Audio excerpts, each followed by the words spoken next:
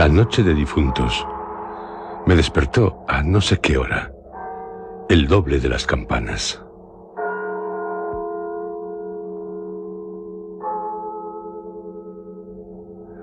Su tañido, monótono y eterno, me trajo a las mientes esta tradición que oí hace poco en Soria.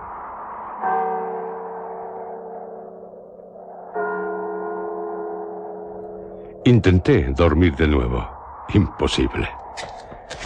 Una vez aguijoneada, la imaginación es un caballo que se desboca y al que no sirve tiarle de la rienda.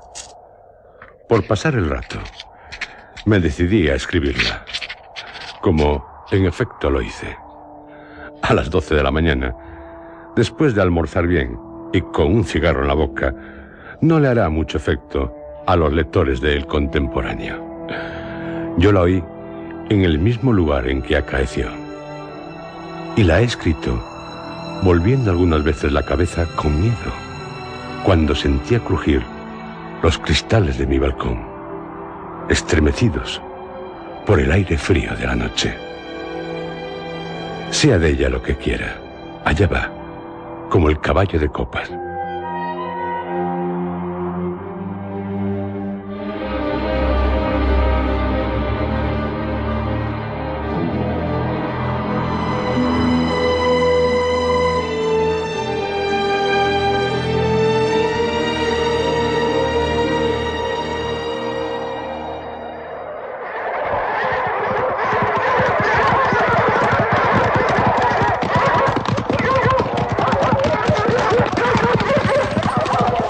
¡Atad a los perros! Haced la señal con las trompas para que se reúnan los cazadores y demos la vuelta a la ciudad. La noche se acerca. Es día de Todos los Santos y estamos en el Monte de las Ánimas. ¿Tan pronto? A ser otro día no dejara yo de concluir con ese rebaño de lobos que las nieves del Moncayo han arrojado de sus madrigueras. Pero hoy es imposible. Dentro de poco sonará la oración en los templarios. Y las ánimas de los difuntos comenzarán a tañer su campana en la capilla del monte. ¿En esa capilla ruinosa? Va, ¿quieres asustarme? No, hermosa prima. Tú ignoras cuánto sucede en este país porque aún no hace un año que has venido a él desde muy lejos. Refrena tu yegua. Yo también pondré la mía al paso y mientras dure el camino te contaré esta historia. Los pajes se reunieron en alegres y bulliciosos grupos. Los condes de Borges y de Alcudiel montaron en sus magníficos caballos. Y todos siguieron a sus hijos Beatriz y Alonso, que precedían la comitiva a bastante distancia. Mientras duraba el camino, Alonso narró en estos términos la prometida historia. Ese monte que hoy llaman de las Ánimas pertenecía a los templarios, cuyo convento ves allí, a la margen del río. Los templarios eran guerreros y religiosos a la vez. Conquistada Soria a los árabes, el rey los hizo venir de lejanas tierras para defender la ciudad por la parte del puente, haciendo en ello notable agravio a sus nobles de Castilla, que así pudieran solos defenderla como la conquistaron. Entre los caballeros de la nueva y poderosa orden y los hidalgos de la ciudad, fermentó por algunos años y estalló al fin un odio profundo. Los primeros tenían acotado ese monte, donde reservaban caza abundante para satisfacer sus necesidades y contribuir a sus placeres. Los segundos determinaron organizar una gran batida en el coto, a pesar de las severas prohibiciones de los clérigos con espuelas, como llamaban a sus enemigos. Cundió la voz del reto. Y nada fue parte a detener a los unos en su manía de cazar y a los otros en su empeño de estorbarlo. La proyectada expedición se llevó a cabo. No se acordaron de ella las fieras. Antes las tendría presente tantas madres como arrastraron sendos lutos por sus hijos. Aquello no fue una cacería.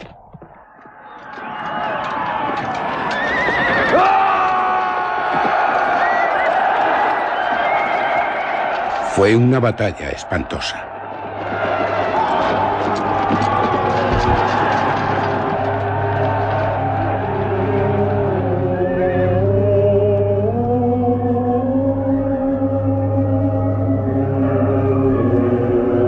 El monte quedó sembrado de cadáveres.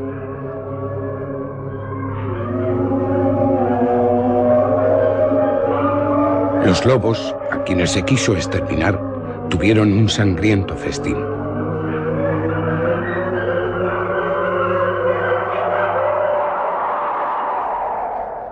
Por último intervino la autoridad del rey. El monte, maldita ocasión para tantas desgracias, se declaró abandonado. Y la capilla de los religiosos, situada en el mismo monte, y en cuyo atrio se enterraron juntos amigos y enemigos, comenzó a arruinarse. Desde entonces dicen que cuando llega la noche de difuntos, se oye doblar la campana de la capilla, y que las ánimas de los muertos, envueltas en jirones de sus sudarios, corren como en una cacería fantástica por entre las breñas y los zarzales.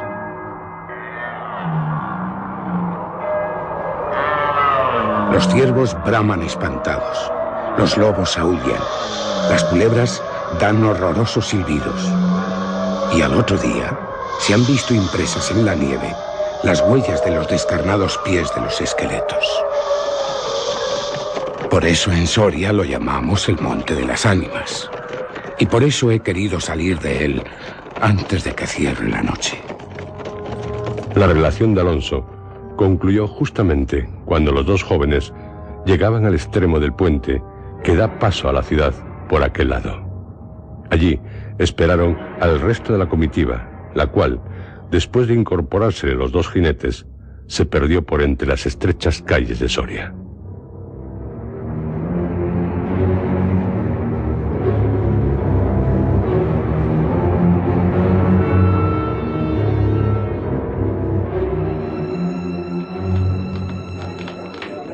Los servidores acababan de levantar los manteles.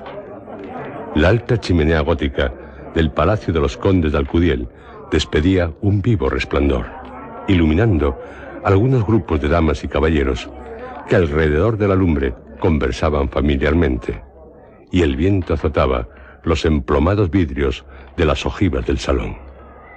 Solo dos personas parecían ajenas a la conversación general: Beatriz y Alonso. Beatriz seguía con los ojos y absorta en un vago pensamiento los caprichos de la llama. Alonso miraba el reflejo de la hoguera chispear en las azules pupilas de Beatriz. Ambos guardaban hacía rato un profundo silencio. Las dueñas referían, a propósito de la noche de difuntos, cuentos temerosos en que los espectros y los aparecidos representaban el principal papel.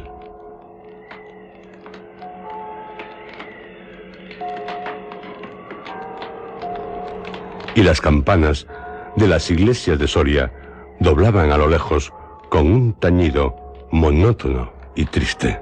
«Hermosa prima», exclamó al fin Alonso, rompiendo el largo silencio en que se encontraban. «Beatriz, pronto vamos a separarnos, tal vez para siempre. Las áridas llanuras de Castilla, sus costumbres toscas y guerreras, sus hábitos sencillos y patriarcales, sé que no te gustan. Te he oído suspirar varias veces. ¿Acaso por algún galán de tu lejano señorío?»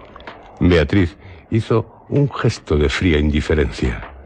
Todo un carácter de mujer se reveló en aquella desdeñosa contracción de sus delgados labios.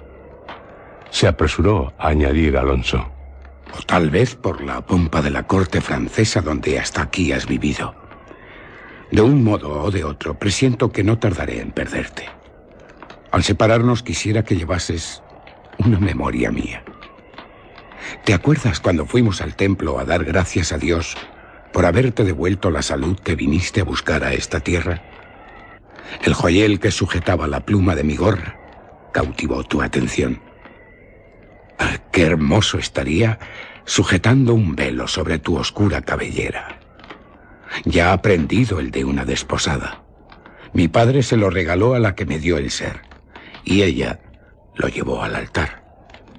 ¿Lo quieres? No sé en el tuyo, pero en mi país, una prenda recibida compromete una voluntad. Solo en un día de ceremonia debe aceptarse un presente de manos de un deudo, que aún puede ir a Roma sin volver con las manos vacías. El acento helado con que Beatriz pronunció estas palabras turbó un momento al joven que, después de serenarse, dijo con tristeza: Lo sé, prima, pero hoy se celebran todos los santos, y el tuyo entre todos. Hoy es día de ceremonias y presentes. ¿Quieres aceptar el mío? Beatriz se mordió ligeramente los labios y extendió la mano para tomar la joya, sin añadir una palabra. Los dos jóvenes volvieron a quedarse en silencio, y volvió a oír la cascada de voz de las viejas que hablaban de brujas y de trasgos, y el zumbido del aire que hacía crujir los vidrios de las ojivas, y el triste y monótono doblar de las campanas.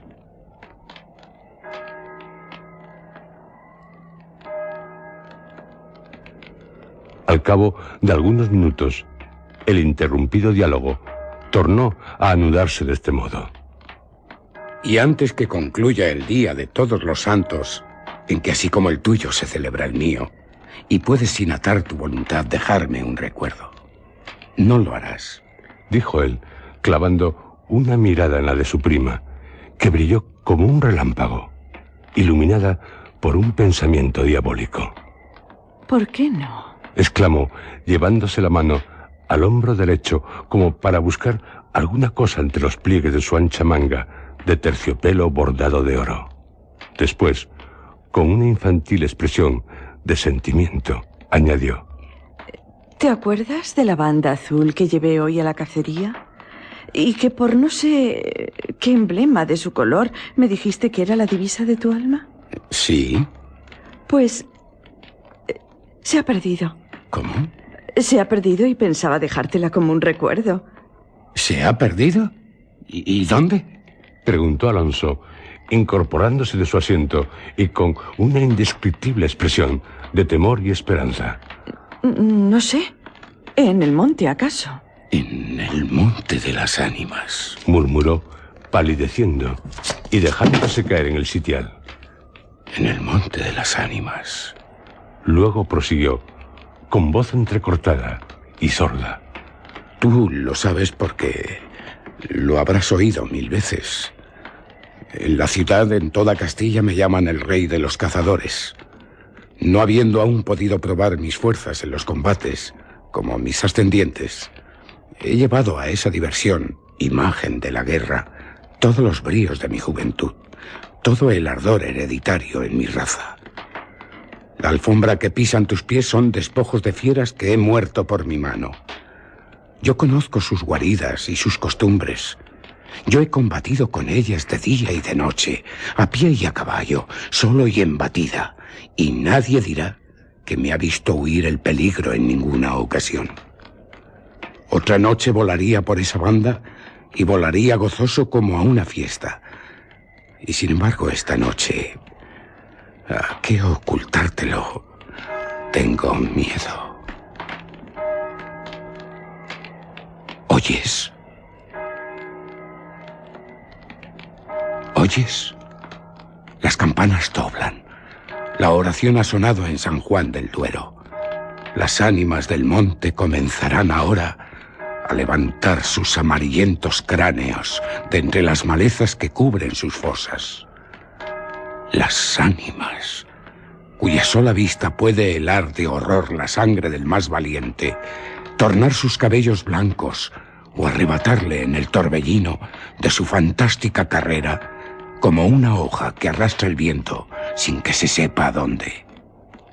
Mientras el joven hablaba, una sonrisa imperceptible se dibujó en los labios de Beatriz, que, cuando hubo concluido, exclamó en un tono indiferente, y mientras atizaba el fuego del hogar, donde saltaba y crujía la leña, arrojando chispas de 1000 colores: Oh, eso de ningún modo.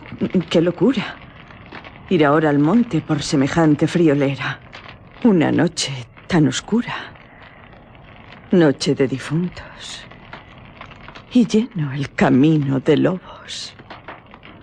Al decir esta última frase, la recargó de un modo tan especial que Alonso no pudo menos de comprender toda su amarga ironía. Movido como por un resorte, se puso de pie. Se pasó la mano por la frente, como para arrancarse el miedo que estaba en su cabeza y no en su corazón. Y con voz firme exclamó, dirigiéndose a la hermosa, que estaba aún inclinada sobre el hogar, entreteniéndose en revolver el fuego. Adiós, Beatriz. Adiós. Hasta pronto. ¡Alonso! ¡Alonso! Dijo, volviéndose con rapidez. Pero cuando quiso, o aparentó querer detenerle, el joven había desaparecido. A los pocos minutos, se oyó el rumor de un caballo que se alejaba al galope. La hermosa, con una radiante expresión de orgullo satisfecho que coloreó sus mejillas, prestó atento oído a aquel rumor que se debilitaba, se perdía, que se desvaneció por último. Las viejas, en tanto, continuaban en sus cuentos de ánimas aparecidas. El aire zumbaba en los vidrios del balcón y las campanas de la ciudad doblaban a lo lejos.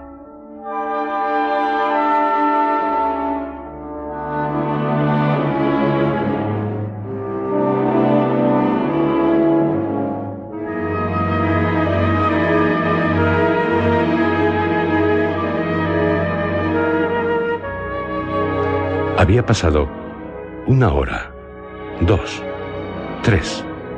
La medianoche estaba a punto de sonar, cuando Beatriz se retiró a su oratorio. Alonso no volvía, y a querer, en menos de 1 hora, pudiera haberlo hecho. Habrá tenido miedo, exclamó la joven, cerrando su libro de oraciones y encaminándose a su lecho, después de haber intentado inútilmente murmurar algunos de los rezos que la Iglesia consagra en el Día de los Difuntos a los que ya no existen. Después de haber apagado la lámpara y cruzado las dobles cortinas de seda, se durmió. Se durmió con un sueño inquieto, ligero, nervioso.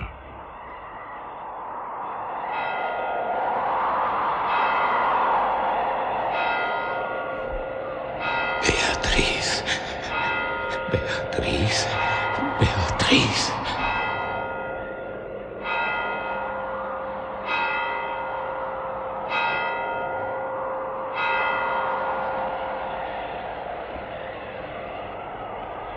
Las 12 sonaron en el reloj del postigo.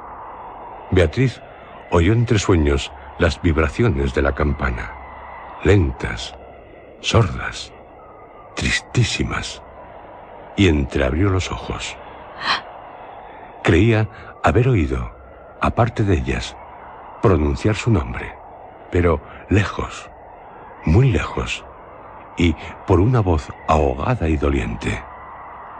El viento gemía en los vidrios de la ventana. Será el viento. Y, poniéndose la mano sobre el corazón, procuró tranquilizarse. Pero su corazón latía cada vez con más violencia. Las puertas de alerce del oratorio habían crujido sobre sus goznes con un chirrido agudo, prolongado y estridente.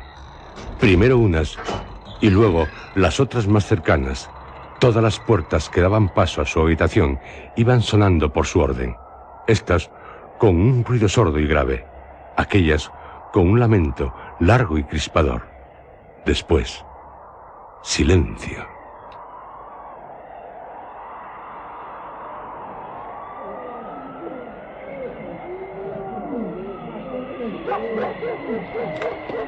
Un silencio lleno de rumores extraños. El silencio de la medianoche, con un murmullo monótono de agua distante, lejanos ladridos de perros, voces confusas, palabras ininteligibles, ecos de pasos que van y vienen, crujir de ropas que se arrastran, suspiros que se ahogan, respiraciones fatigosas que casi se sienten, estremecimientos involuntarios que anuncian la presencia de algo que no se ve y que, no obstante, se nota su aproximación en la oscuridad.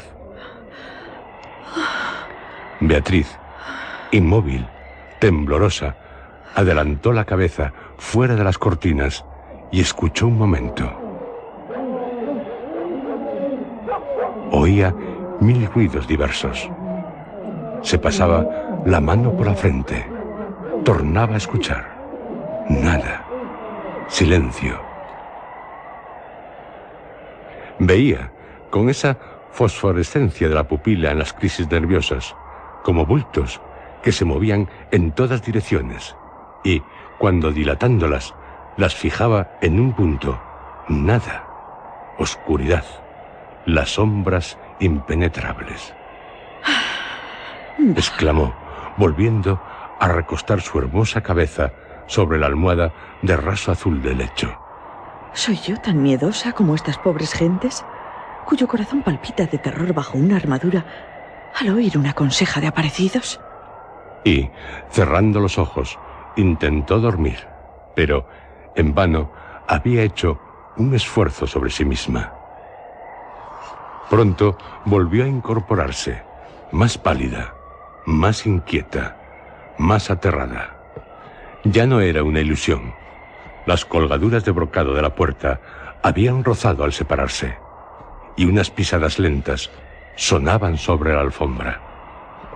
El rumor de aquellas pisadas era sordo, casi imperceptible, pero continuado, y a su compás se oía crujir una cosa como madera o hueso. Y se acercaban. Se acercaban. Y se movió el reclinatorio que estaba a la orilla de su lecho.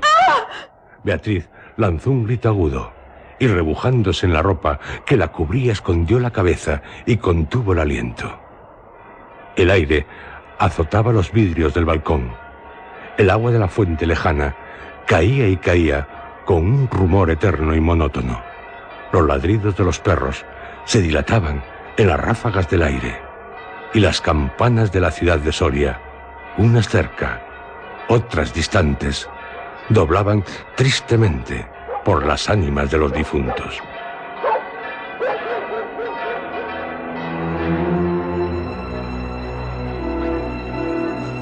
Así pasó 1 hora, 2, la noche, 1 siglo, porque la noche aquella pareció eterna a Beatriz.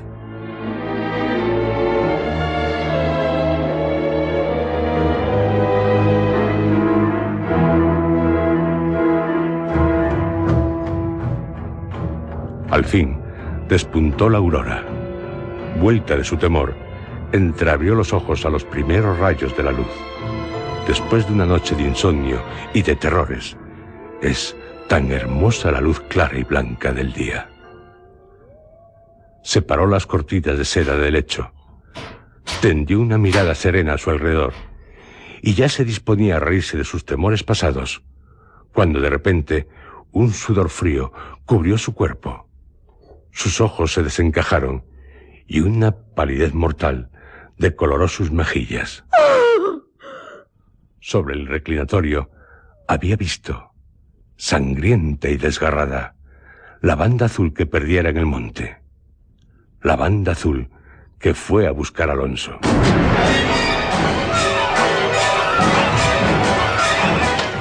Cuando sus servidores llegaron, despavoridos, a noticiarle la muerte del primogénito de Alcudiel, que a la mañana había aparecido devorado por los lobos entre las malezas del Monte de las Ánimas, la encontraron inmóvil, crispada, asida con ambas manos a una de las columnas de ébano del lecho, desencajados los ojos, entreabierta la boca, blancos los labios, rígidos los miembros.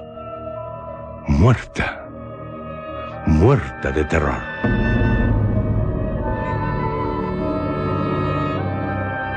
Dicen que, después de acaecido este suceso, un cazador extraviado, que pasó la noche de difuntos sin poder salir del Monte de las Ánimas, y que el otro día, antes de morir, pudo contar lo que viera, refirió cosas horribles. Entre otras, se asegura que vio a los esqueletos de los antiguos templarios y de los nobles de Soria enterrados en el atrio de la capilla levantarse al punto de la oración, con un estrépito horrible. Y caballeros sobre osamentas de corceles, perseguir como una fiera a una mujer hermosa, pálida y desmelenada que, con los pies desnudos y sangrientos, profiriendo gritos de horror, daba vueltas alrededor de la tumba de Alonso.